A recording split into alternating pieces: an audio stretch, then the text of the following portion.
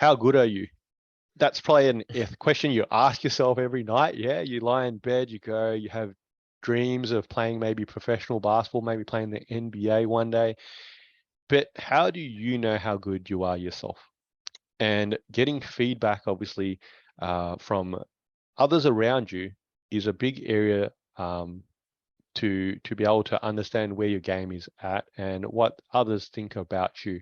Now, let's be clear here. Firstly, I'm not saying go ask your mum or your dad how good you are, because they're always going to tell you you're the best player they've ever known because they love you. So you might need to go and get some critical and unbiased feedback. So again, that doesn't mean go asking your best mate, that you obviously beat up every day after school, how good you are, because you always score on him and beat him every day. So you must be really good.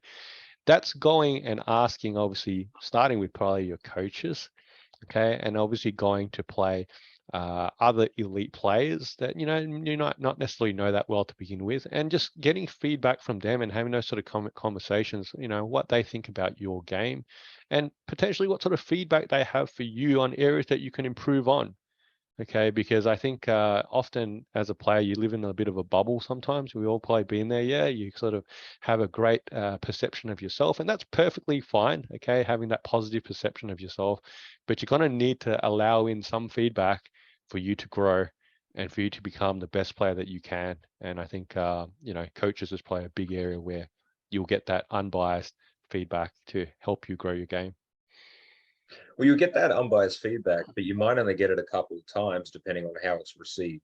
So, one thing that I'm sure you've dealt with in your coaching experience is you've given some feedback, and then that feedback has done a 180 via a parent, where maybe they're not too happy with what you just said, or maybe they don't agree. And with their actions, they withdraw their child from the team, or they stop showing up for training. There's lots of different ways that people receive feedback. Now, not every bit of feedback is going to be productive or useful, right? That's kind of just a reality. And you see so many anecdotes of people who denied the haters or didn't listen to the haters. And you might have a coach that really isn't validating what you need, isn't helping you grow the way that you need, but there's a professional way to handle it, right? The player that I'm going to reference here is Kevin Porter Jr.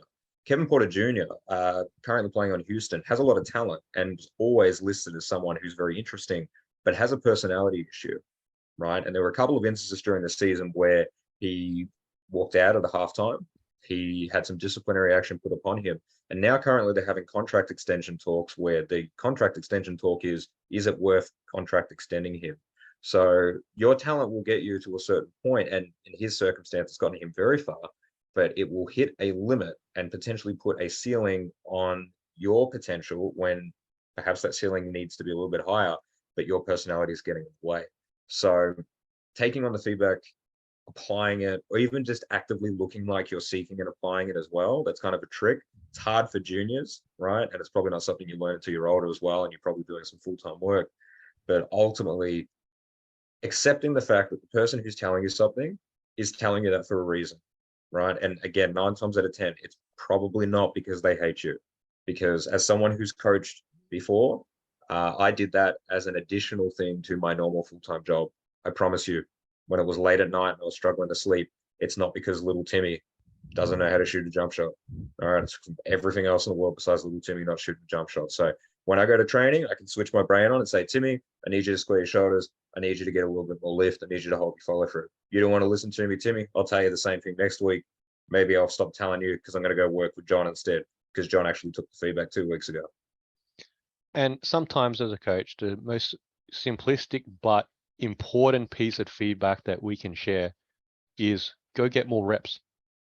Go get more reps. Okay. It's not that I don't have a detailed 100-point training plan for you to get better here, but all you need to do is go get more reps. Okay. So whatever skill set that is that, I'm observing that maybe you're a little bit shaky on or not so confident in, go do more of that. Okay. And the more you do of it, the better you'll get.